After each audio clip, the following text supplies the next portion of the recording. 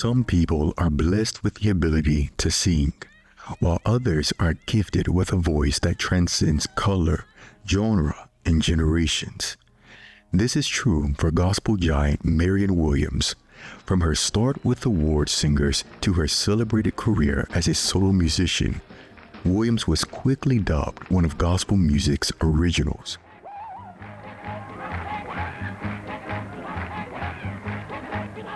With critics citing her sanctified shouts, gut-wrenching growls, soaring falsettos, making her one of the greatest and most influential singers in the world.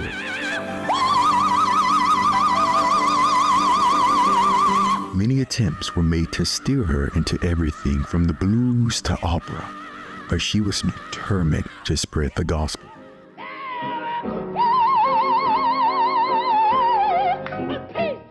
Yet, throughout her career and to this day, her voice, like many of her contemporaries, continues to draw comparisons to singers of the classical and opera traditions.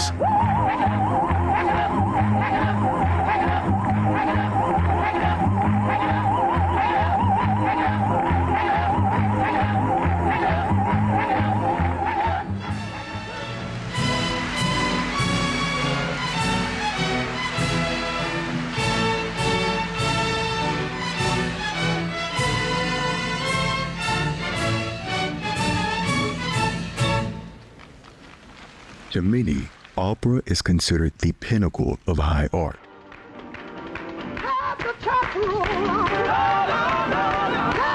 While gospel is viewed as the sound of struggle and hardship due to its roots in slavery. But by putting the two art forms side by side, one will see they are more alike than they are different. You know I'm daily walking. Many of Williams's contemporaries who are pillars in gospel music and singing as we know it today have roots in classical music. Mahalia Jackson's singing style was modeled after Italian tenor Enrico Caruso, and her repertoire will be a staple for American tenor Mario Lanza.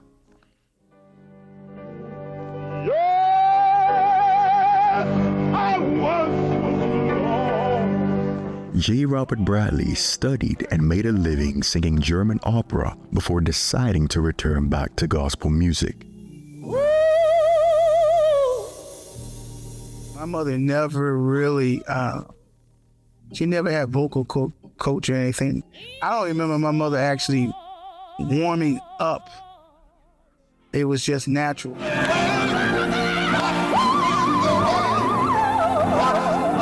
Although Marion wasn't directly associated with classical music, her rise during the mid-20th century, often called the Golden Age of Gospel, coincided with what many fans and critics call the Golden Age of Opera.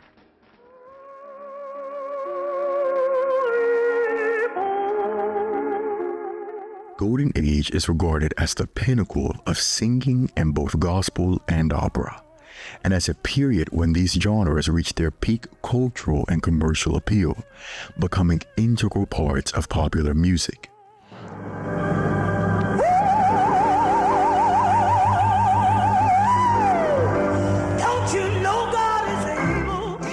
Marion's lead on Surely God is Able will go on to become one of the first post-war gospel records to sell over 1 million copies.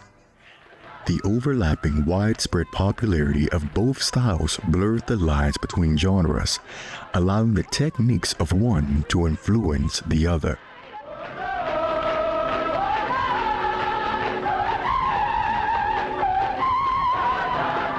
Making it natural for gospel singers like Marion Williams to adopt the dramatic, operatic sound that she and her contemporaries will become known for.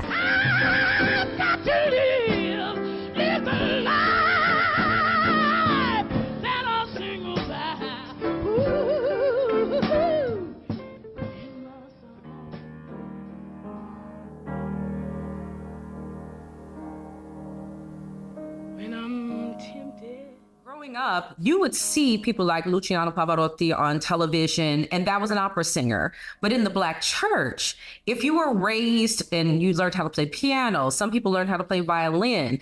They had a classical training that they learned in schools because in the 1940s through the 60s, they really did teach classical singing in schools. It was just baseline. So everyone came away with knowing how to sing in a classical technique. Now, when you went to the Black church, a lot of times somebody would go,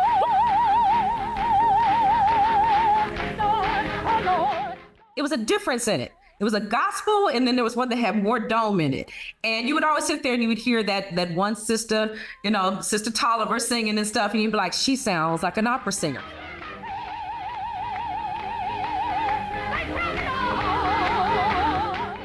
And that was what an opera singer sounded like to me, and it was my exposure to it.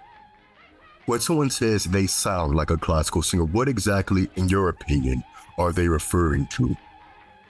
What they're referring to, at least as when I grew up in the church, is the sound of having a more dome-like round sound.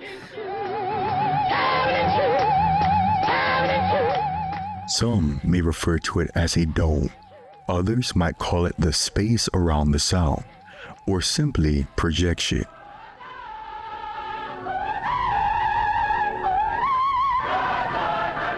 But all of these terms describe the ability to resonate and produce a full-bodied sound that carries without the need for a microphone.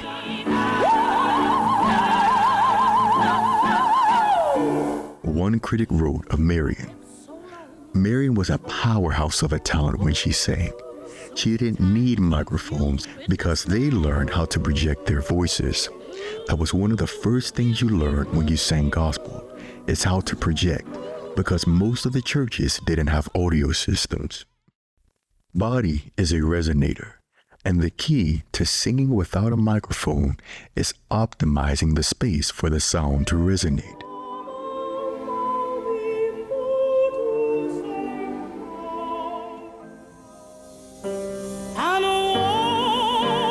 Comparing Leontyne Price to Marion Williams, they sing with a drop jaw.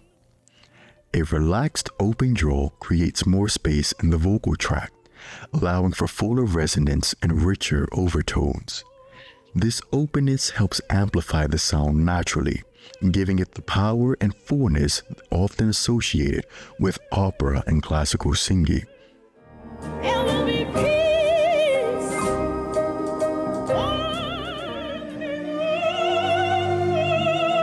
They keep a flat tongue. Keeping the tongue flat, especially with the tip resting near the bottom teeth, helps prevent tension in the vocal tract and throat. A flat tongue also increases the space for resonance and promotes a more open sound, which enhances vocal clarity and warmth.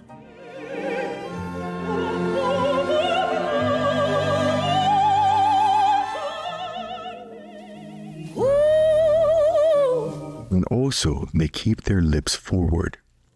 When the lips are slightly forward or puckered, it helps direct the sound forward to maintain focus. This creates a more projected, clear tone with strong articulation. All of these things are essential to be heard without a microphone.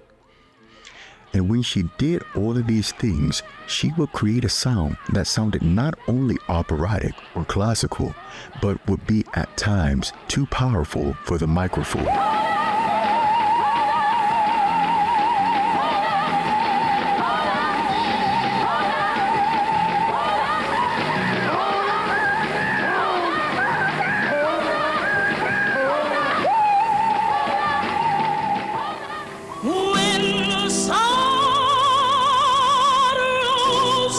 Telling a story through every single word and coloring it and using classical tones to color words she wants to say. The classical tones we associate with Marion were used to add color and depth to her singing. Blending both styles allowed her to create a unique style that would lead the Jazz Journal to call her the outstanding vocal talent of her time.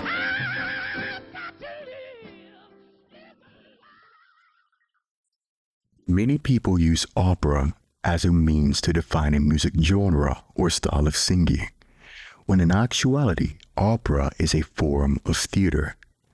The elements of theater are at the core of gospel singing.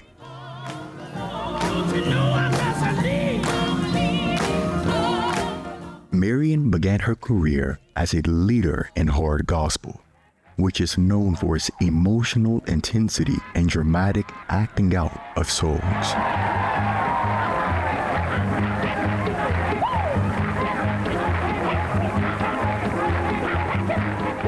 So it was no surprise that Langston Hughes decided to mount an entire Broadway production, Black Nativity, around her voice. And they've thrilled millions the world over. Ladies and gentlemen, Jubilee Showcase is proud to present one of the original artists of Black Nativity, Marion Williams and her Stars of Faith, in a medley of songs.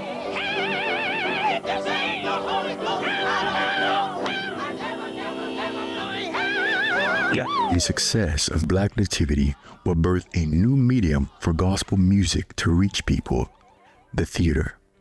So what were her thoughts on going into the theaters to preach the gospel? I don't think that she had a problem with that because as long as she was singing gospel, that was her main concern.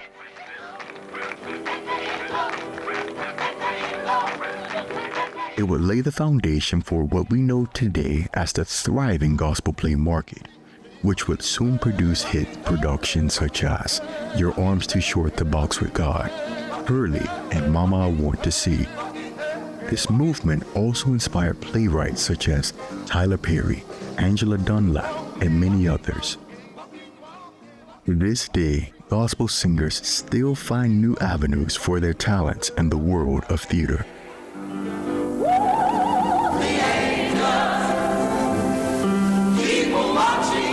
As for the cast of Black Nativity, they would be invited to tour the production in Italy, where Marion would eventually become a superstar.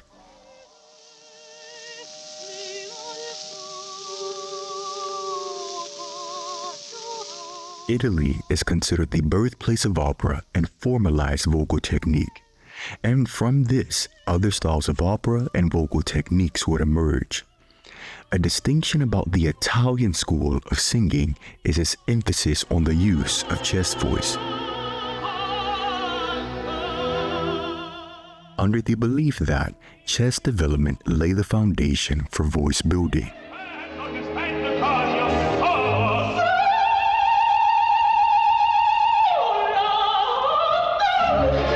In the 1820s, composers such as Bellini are credited for popularizing a declamatory style of singing, which was defined as a style more directly bound up with dramatic expression than the ancient concept of singing being understood as the beauty of sound and technical mastery.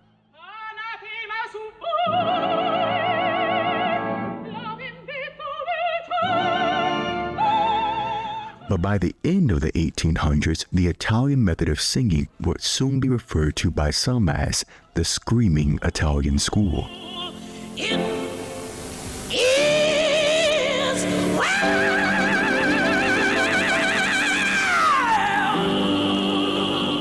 But screaming and hollering have also been used to describe the sound of singers of gospel music, Marion in particular. Maybe a size 9. A music critic said this about Marion: she speaks in a whisper. It's hard to believe that this barely audible person is the same saved, sanctified, and Holy Ghost-filled woman whose growling, hollering, hands-on-the-hips vocal style directly influenced both Little Richard and the Isley Brothers.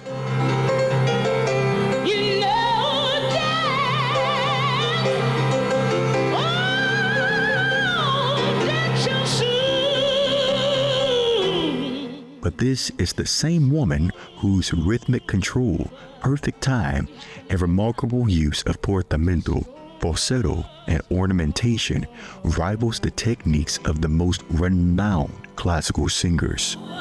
Thank God, it is wild.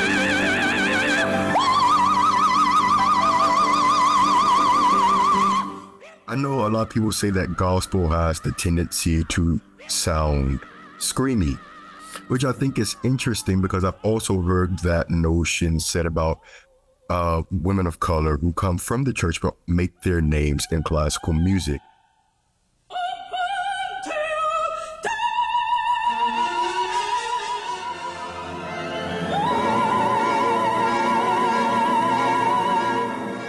When I was reading some reviews about Leona or Leontine and Greece, something critics of their era would criticize them about was their high notes. So like how they did their B flat, B, C's, how they did those notes. But what they were saying was that the way the attack and the release of the notes was very aggressive or could come across as screamy. And those are the same terms that have been applied to singers of gospel music.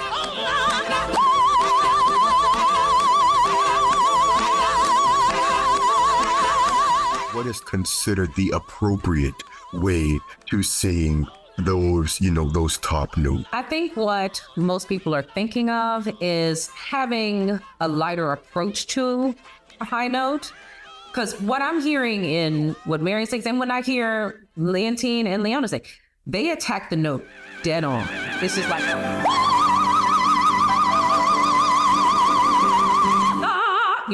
it's right on. And so a lot of times they're wanting, in schools and stuff, and the way I was taught was to sing where you are lifting the soft palate and giving that space and then landing on the note. But the thing is that Leontine was so good that she could still attack it dead on and still have all these overtones going over it. So to sit up there and say it was screamy, I think they've lost their minds. It's some of the most glorious singing you would ever heard, her and Leona. But I think it's because of their church upbringing, that's how you approach the high notes, that probably washed into the way they sang classical music and how they approached it. But it's also what made them some of the most exciting singers of their generation.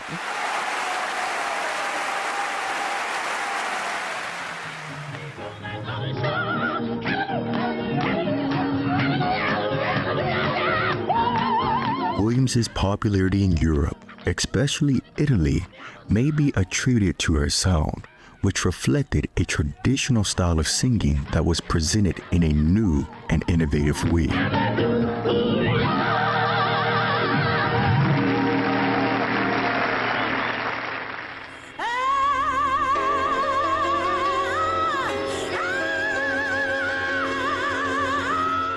Taking the sound of the chest voice very high,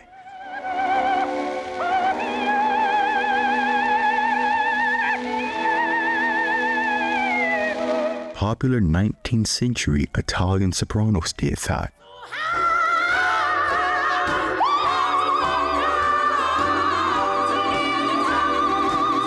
Attacking the highest notes straight on.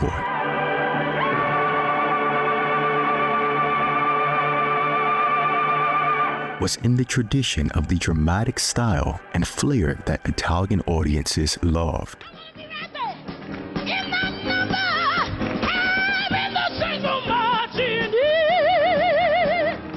Jonathan Cott wrote of Marion. In other countries, Marion Williams would have already been acknowledged as a priceless national treasure. Over here in America, we still have to start waking up the record industry about her.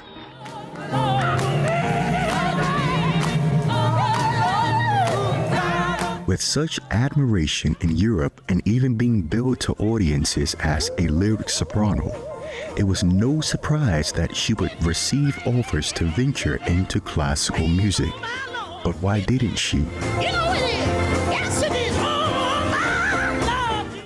While there is significant overlap between classical and gospel singing, their approach is what sets them apart.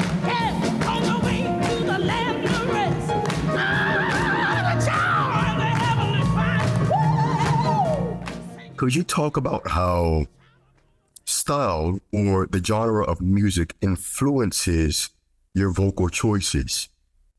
with gospel singing, a lot of it is infused from blues singing, or blues singing was infused out of gospel.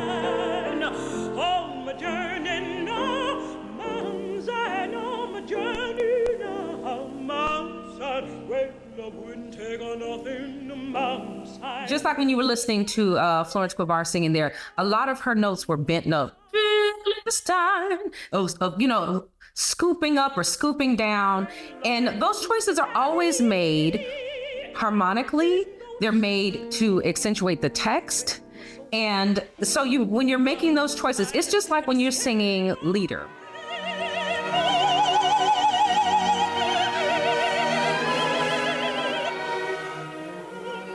If I was going to sing a Schubert lieder, I would want to color certain words certain ways, but you cannot do it in the same way you would sing gospel because it's not based in a blues type of, tradition. So every genre has their way of coloring a word. And when you're singing gospel, you make the choices of like when it's funny because it's something that's just become innate because when you grow up in the church, you just hear it. A newborn baby cry.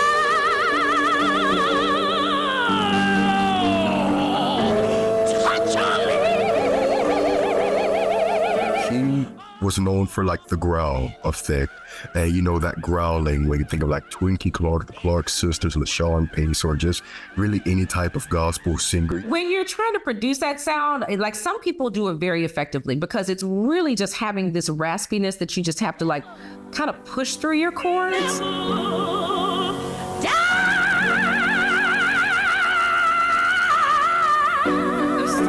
That you can do in gospel music that are very effective, like the growl. There's a, when I feel that, I feel my chords going, they're going together real fast. And as a classically trained singer, I want my chords to go together where I actually don't feel them going together at all.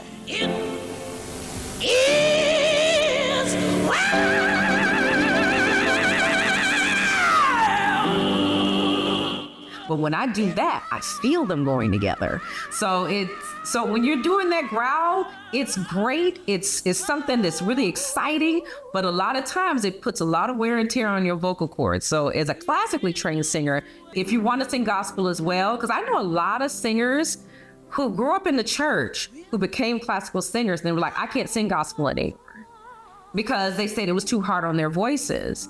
But the gospel I used to sing at my church, and Dr. Lena McLean, who was my first choir teacher, her Thomas A. Dorsey was her uncle who wrote Precious Lord. She said, you don't got to hoop and holler to sing you for God. You ain't got to gospel and all that. So she taught us how to sing where you added those blues tones in, but still kept some classical chord to it. And so therefore I can still sing gospel. It may not sound like Marion because Marion is like on a whole other level, but it's the way I sing gospel.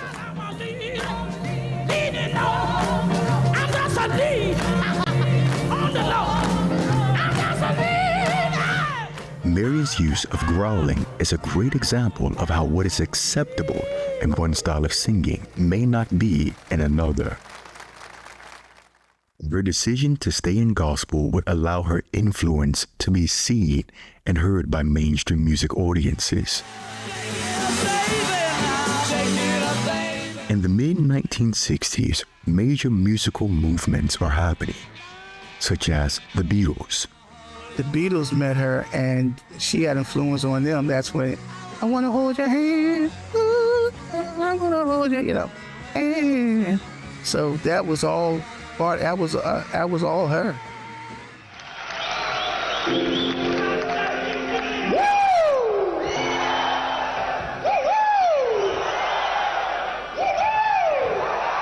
The architect of rock and roll, Little Richard, decided he would actually venture into gospel music, paying direct homage to Marion. Especially with Little Richard, he actually, he talked about her so much, about influence she had on him, doing that. Woo!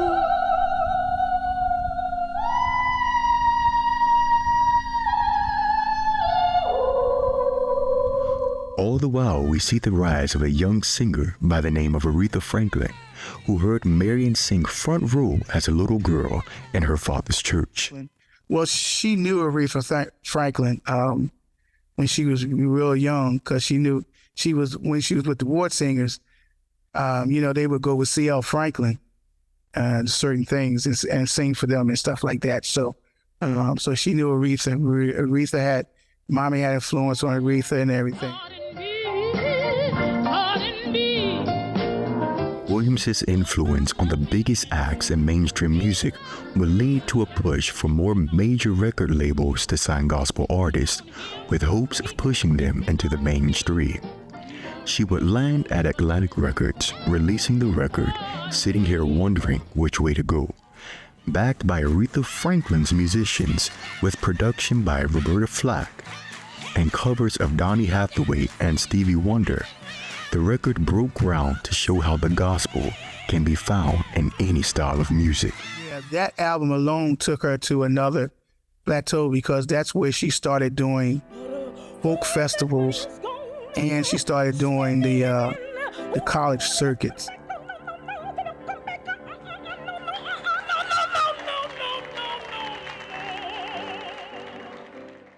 She would be invited to perform at jazz, folk, and blues festivals. She would even make a bigger name for herself in the club circuit, telling Jet magazine, "I need to be in the field to spread the gospel in places where it isn't."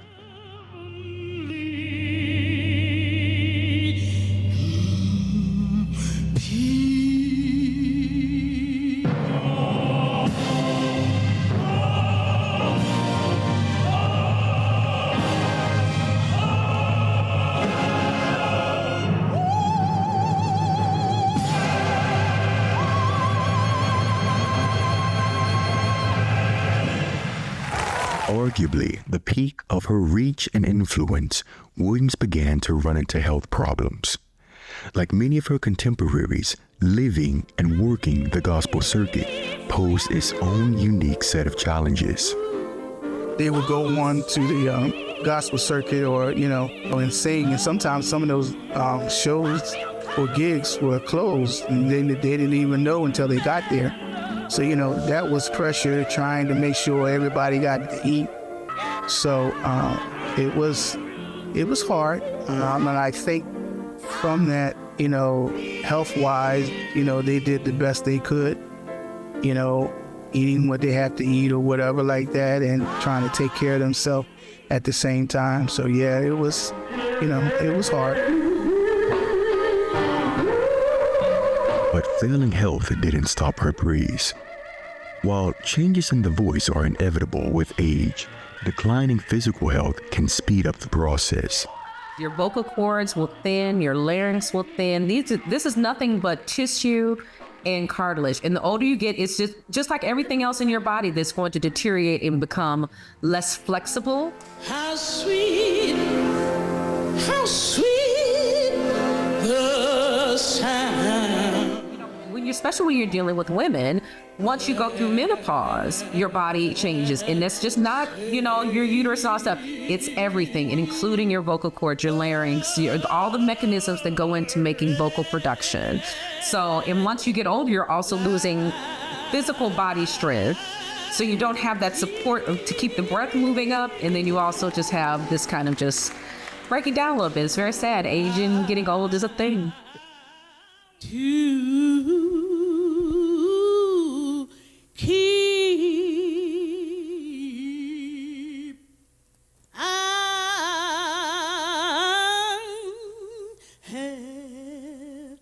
Their final years, you may see her sitting down more or moving slower, but she never lost the core of her performance.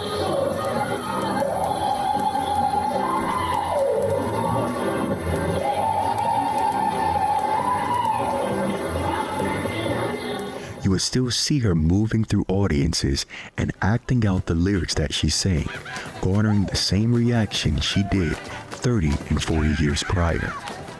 Unfortunately, before she passed, her talents were recognized by the masses, with her receiving the MacArthur Genius Award and the Kennedy Center Honors, with none other than Aretha Franklin and Little Richard tributing her. I want to say Marion Williams. Williams, I love you so much. You know, I'm from Macon, Georgia. But if it wasn't for you, I would have never been a star. I got that, woo, I got that from you. Before anything else, Marion Williams is simply the greatest of contemporary gospel singers. Jonathan Cott, 2001.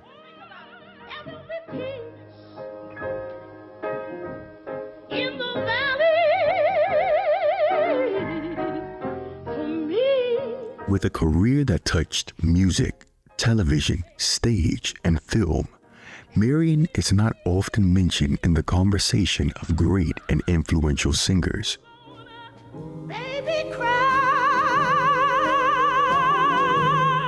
But her influence can best be summed up like this. In 2024, Rolling Stone magazine released its list of the greatest 200 singers of all time. 4 of the top 12 singers on the list have cited Marion and/or her work as an influence.